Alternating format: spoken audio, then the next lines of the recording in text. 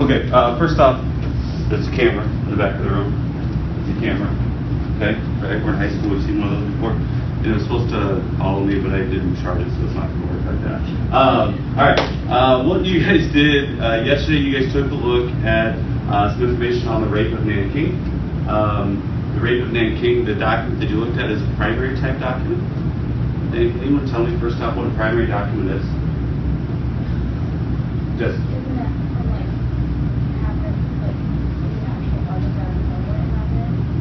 Yeah, so it's something that was written either during the time something happened or by someone who experienced something that happened in a specific time period.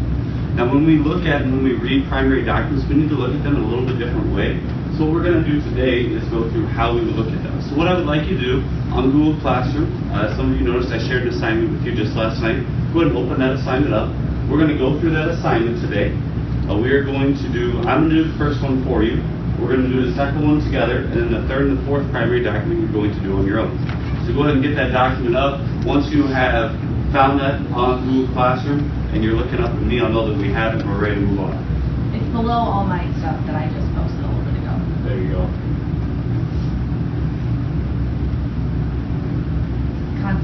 Concentration camp DBQs.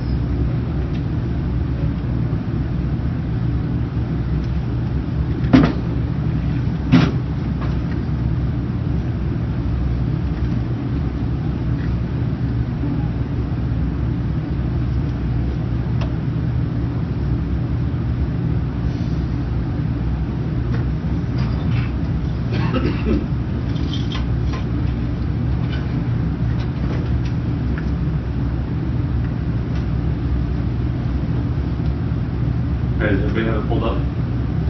Good? Okay, now, you'll remember yesterday, Ms. Harris talked to you, when you're reading through these things, there's 3 different markings that she would like you to put on this. We're going to use those same ones today. We're going to go through this as a class. You don't have to do this just yet. But remember, anytime we read something like this and we're going through a document, we want to put an exclamation mark if it's something that's kind of shocking, something that stands out to us. So yesterday you guys heard about the rape of Nanking. A lot of really shocking things in that document. A lot of things where you kind of think people were like, it's amazing to think in a bad way that people were that cruel. We're going to put a question mark if we're confused by a sentence, or a question mark if we're not sure what a word means. We're going to give you some strategies here today to figure that out. And then we want to use to see if we were able to answer our own question. Now, what you're going to see on this document is we will have a document, so a primary type document, and then a couple questions to follow it. Now, what I'm going to do here is explain to you how we should go through one of these documents. I'm going to do it myself. I'm going to read it aloud to you. I'm going to explain my thinking process to you out loud.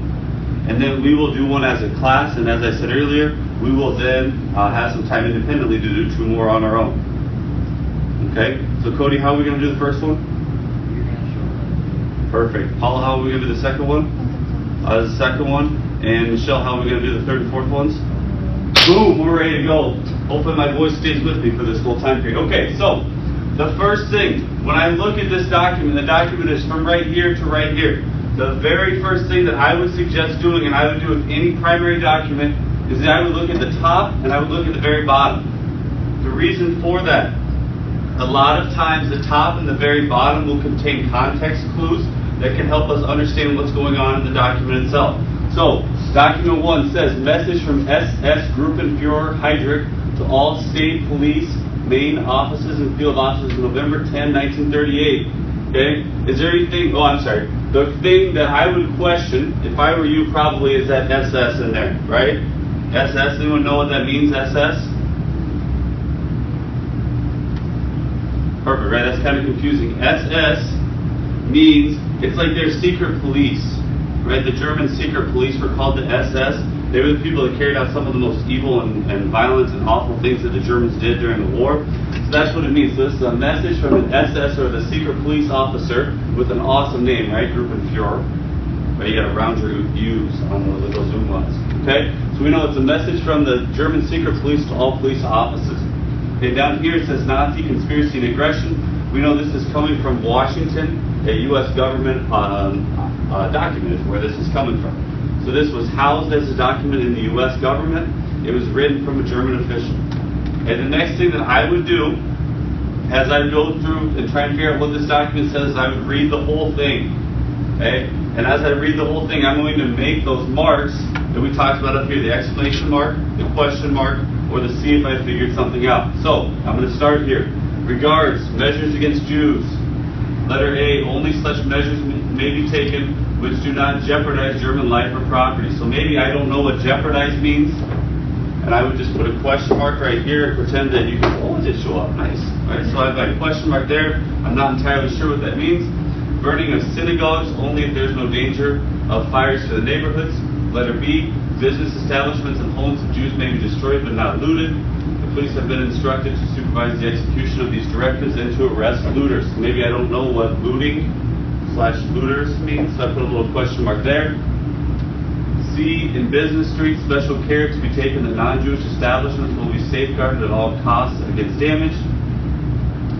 As soon as events of the night permit, the use of the designated officers, as many Jews, particularly wealthy ones, as the local jails will hold, are to be arrested in all districts. Initially, only healthy male Jews not too old are to be arrested. So I'm going to put an exclamation mark right here, because that's something that stands out to me. After the arrest has been carried out, the appropriate concentration camp is to be contacted immediately with a view to a quick transfer of the Jews to the camps. So that's the whole document. And the reason I want to read that whole document is so that I can get kind of an idea of what the entirety of it says, right? I can get that overall picture. And now what I'm going to do, after I've read the whole document, is I'm going to go back and I'm going to look at the individual parts and just try and break it up into chunks so that I can understand a little bit better. So, I'm going to go back to chunk A. Only such measures may be taken which do not jeopardize German life or property. For instance, burning of synagogues only if there is no danger of fires to the neighborhood. Right, I should answer first off, what does jeopardize mean? So what are some ways that I can figure that out if I don't know what jeopardize means? How can I figure that answer out? Cordell, what's one way I could try and figure that out? Right, I could just Google it, right? Google the word jeopardize. And if I did that, if I Google jeopardize, what would I find out that it means? Someone help me out. Not everybody wants, I don't know which name to call on. Okay, if you don't know what jeopardize means, how did Cordell just tell you you can solve that problem? You all have a laptop in front of you. Yes? Put into a situation where there's loss. Okay, so perfect. Put into a situation where there is a danger of loss. Okay, and that's exactly how it's going to work in this sentence. Okay, so again, this sentence says, only such measures may be taken which do not jeopardize German life or property. For instance, burning of synagogues only if there's no danger of fires for the neighborhoods. Now, I'm not going to write this out because there's not enough room, and my handwriting's awful. You're not going to see it anyway. Okay? But I would summarize that, and I would summarize that sentence, that statement, in my own words. I would say, the police carrying this out can only do things that will damage Jewish property. They have to take care to not damage German property. Okay?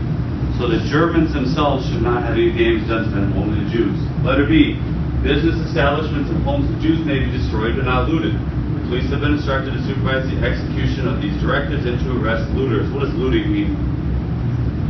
What's that? Stealing, right? Stealing. Perfect. Okay, so what this was saying to me, business establishments and homes of Jews may be destroyed but not looted. So they can destroy Jewish stuff, but they can't steal Jewish stuff. Okay, so it's okay to burn down all their stuff, but we can't steal anything from them.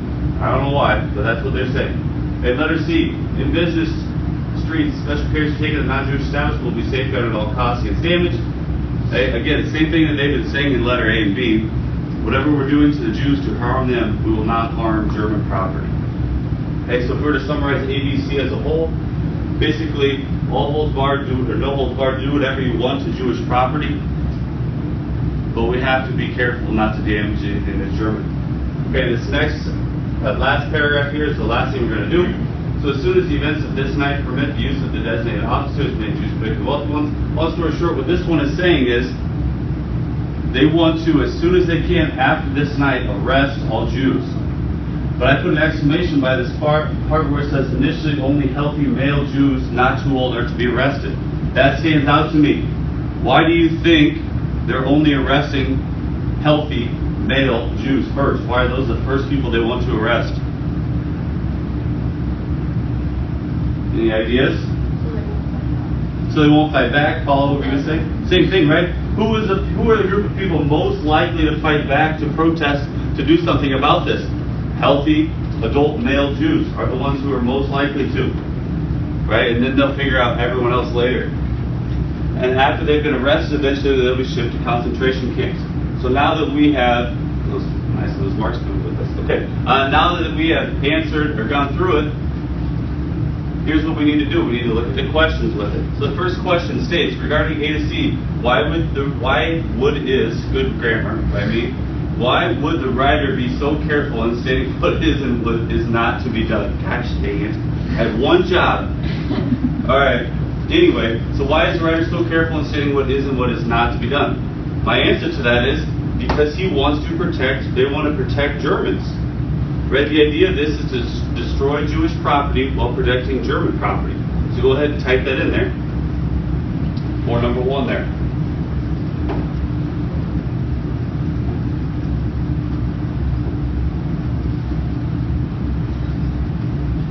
And we already talked about number 2. Number 2 is why would the Germans want to arrest the healthy and not too old Jews? Well, the healthy male Jews are the ones who are most likely to put up resistance, the ones who are most likely to fight back against this.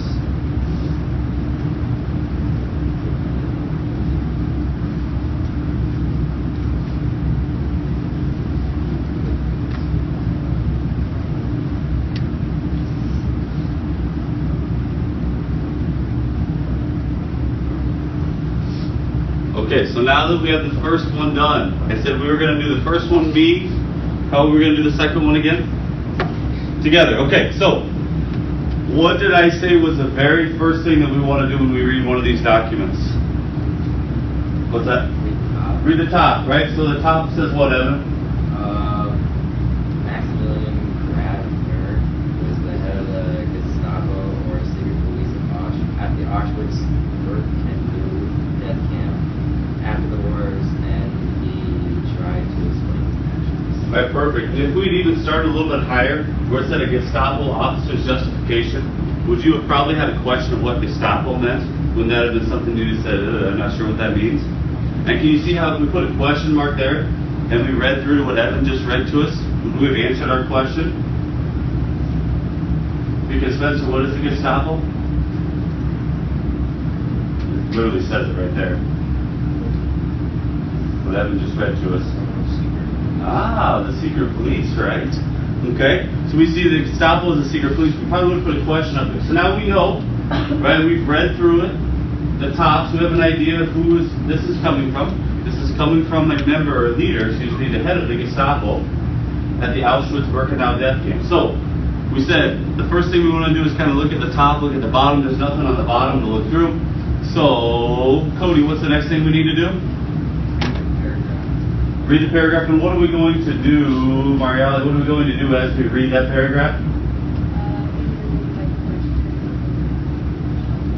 Okay, perfect. So here's what I'm going to do. I'm going to give you a minute to read that paragraph right there. And what I want you to do, in your document, you can just use like a highlighter or something like that for things that you either have questions on, things that stand out to you, and things that you answer as you read through it. So you have 1 minute to go ahead and read through that paragraph. Go.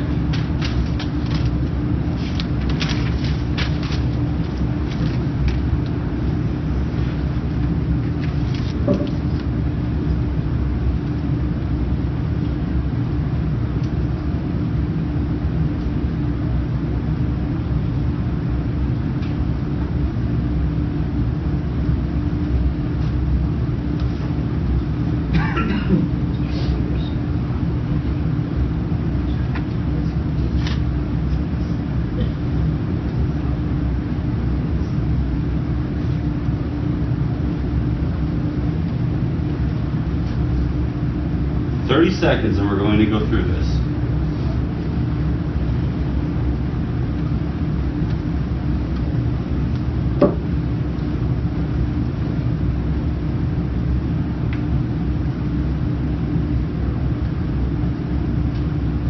Seconds.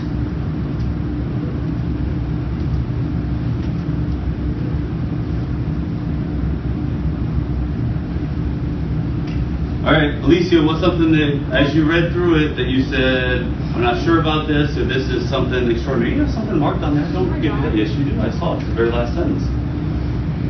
I'd say I highlighted they only took, or he only took, or whoever it is, only took part in the murder of some 3 million people out of consideration. Right, so that was something you said, like big eyes, like wow. Right? I love how he words that. I only took part in the murder of some 3 million people out of consideration for my family, right? I only helped murder 3 million people because of my family. Only? Really? You only helped murder 3 million people because of your family? Okay. All right. Cordell, what was something you had highlighted, a question, something like that?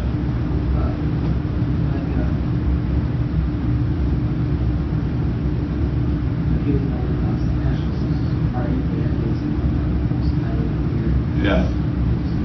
Right, so this guy is stating that, I didn't actually ever join the party. I had to join the party. Yet he becomes the highest ranking member of the Gestapo at this particular place. Does that seem a little sketchy to you? Right? Like if he didn't want to join the party, he probably wouldn't all of a sudden become like the head of it in this particular part. Good. Did anyone want to be brave for me and have a word that they didn't understand or they were questioning in there?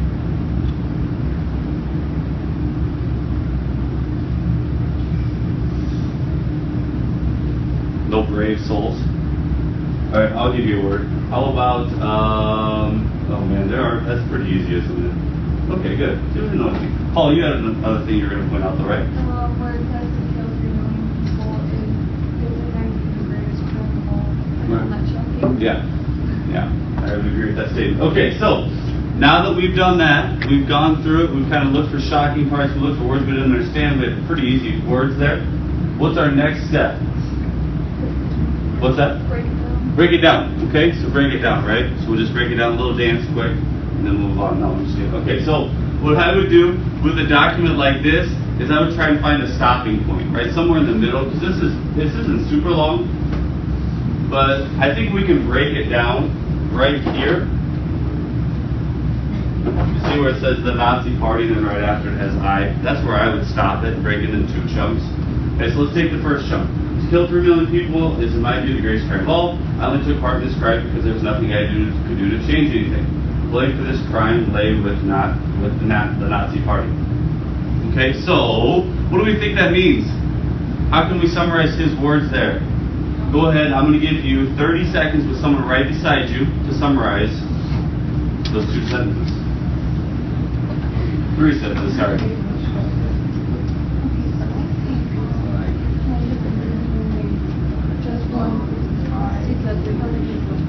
What do you think it means, Cordell? What's that? People by sports too. They did it. Cordell love that too.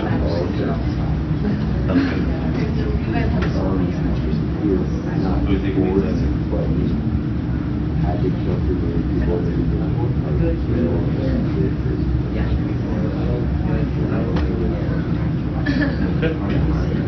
Good. All right, let's go ahead and talk about it. Colin had a pretty good summary of that. Colin, why don't you share that for us? What did you say that it meant in your words? He didn't have to kill 3 million people, but he did. Otherwise, he would probably be killed, and he did. And I would add probably like in his mind, right? In his mind, and what he's trying to justify it. Did he have to do it? No, but he felt like he had to do it to protect his family. And also, I want to add in there, he's saying he's trying to blame this on the Nazi Party, which it's true, it was their policy, but I would add, did he have a choice of like yes or no, like he could choose to stand up to them or not? Now whether that would have been possible or not, it's not for me to say. Okay, the second half, I myself was never a National Socialist, nevertheless I still had to join the party. I only took part in the murder of some 3 million people out of consideration for my family. We talked about this already, so we're not going to break down and summarize it again. But we would do the same thing. Basically, he's trying to make an excuse like, hey, I didn't want to join these crazy people. I just had to join these crazy people because, they made me. I was trying to protect my family. Okay, so now we're going to answer these 2 questions. And what I want you to do with someone right around you, answer the first question right here. Why did Maximilian Grandner take part in the murder of 3 million people? So answer with someone around you. We'll discuss it.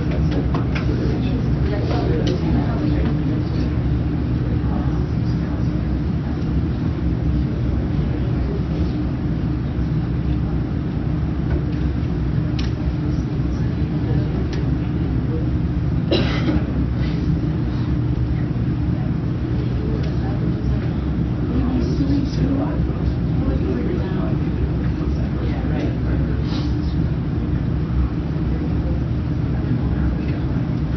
Give you about 15 more seconds to wrap things up here. If I'm not sleeping, then I'm sleeping.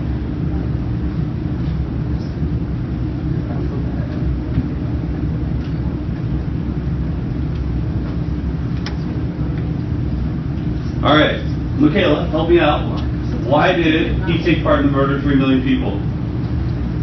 Okay, to protect his family, right? And then what was the other part that you had in there? Stay alive. To stay alive, basically. That's his reasoning, right? Now, do we agree with that? Is he right? What do you think, Alicia? You were shaking your head no. It looked like you had something great to say. No, You don't think he was right? Did he have an option? nope. Nope. And he might not have. Okay. But doesn't it sound kind of like an excuse at this point in time? Like, I only did it because I was trying to save my family. I only killed 3 million people because I was trying to save my family. All right, next question. Do you think Maximilian Grabner was right? Here we go. This is kind of the big thing we've been talking about here. So was he right to take part in the murder of 3 million people? On your own, answer that question. I need at least a complete sentence. Probably going to take 2 or more to answer this one, though. Was he right? Is it okay to take part in the murder of 3 million people to protect your family?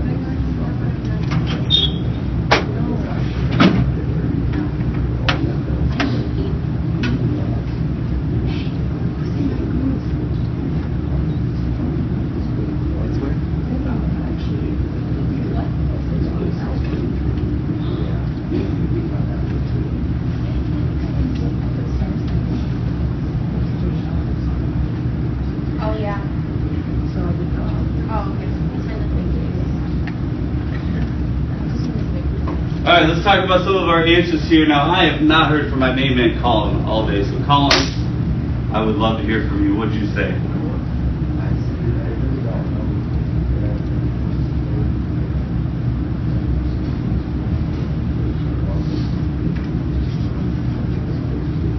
Okay. And I get what you're saying there, to a degree.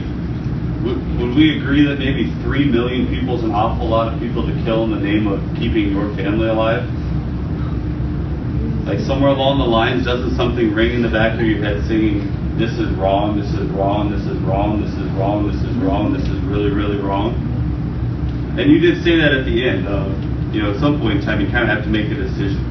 Okay? Now, that's not necessarily a right or wrong answer there. I guess I would hope the answer that you would come up with is, no, he wasn't right. His family is not more important than 3 million people.